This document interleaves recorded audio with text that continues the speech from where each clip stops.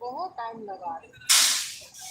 अभी तक पब्लिक पार हो जाती फिर बंद कर देती थी, लेकिन एकदम लंबा ये कर देता है। अब वो गाड़ी का भी पता नहीं। और मोतीपुर वाले में खोल देते, थोड़ा खोल के फिर लगा देते, और ये एकदम लंबा बंद कर देते। एक तरफ से आई है वो इसको गाड़ी बोलती, ये पता ही नहीं। हाँ, उसके हाथ ले लेते।